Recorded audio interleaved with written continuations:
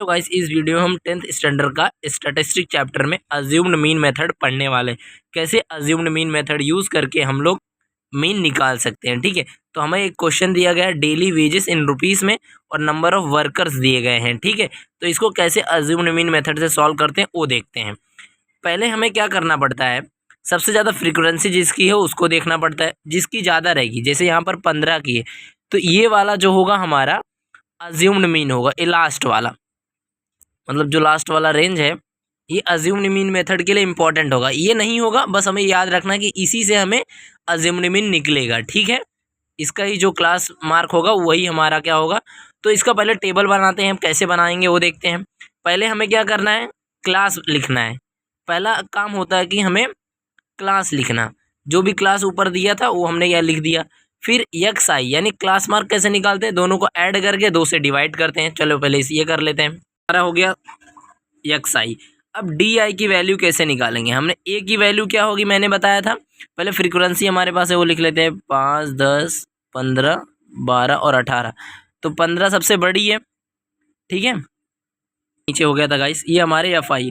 तो ए वाले क्लास का मैंने बताया था, तो हमारा ये हो गया ए की वैल्यू, अज्यूम्ड मीन ये आ गया, ये लास्ट तक काम आएगा, याद रखना। डी आई की वैल्यू कैसे निकलती है, यक्स आई यानी ये जितने भी यक्स आई है सब में से माइनस करना है अज्यूम को, यानी 220 में से ए को माइनस करना है, 260, 300 में से 340। तो देखते हैं वैल्यू कितनी आएगी, 220 माइनस 300 कितना हो जाएगा, -80। फिर 260 माइनस 340, 300 में से गया 0, फिर 340 में से गया 40 आ जाएगा, और 380 में से गया 30, 300 तो 80 आ जाएगा, बराबर है।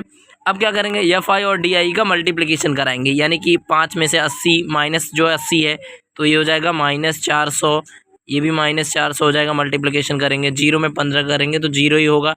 फिर 12 का 40 से गुणा करेंगे तो हमारे को आ जाएगा 480, 80 का 8 से करेंगे तो 664। अब क्या करना है, समीशन ऑफ डी आई और एफ आई लगेगा, तो summation of F I into D I, इसकी वैल्यू सम करेंगे तो 320 आएगा। एंड समीशन ऑफ जो हमारा एफ आई है ये टोटल है 50 वर्कर्स। सो गाइस वीडियो अच्छी लगी तो हमारे चैनल को लाइक कर देना। ठीक है, अब आगे देखते हैं। मैंने जैसे बताया आपको स्टेप बाय स्टेप वैसे करोगे तो अच्छा रहेगा। ठीक है, तो अब डी बार निकालना पड़ेगा, यानी डेविएशन जो हमने निकाला ये वाला, इसका मीन निकालना पड़ेगा। इसका मीन निकालने के लिए समीशन ऑफ एफ आई और डी आई की वैल्यू 320 और एफ आई की वैल्यू है 50, तो इसको डिवाइड कर देंगे तो हमको मिल जाएगा 6.4। ठीक है, तो ये 6.4 वैल्यू आ गई।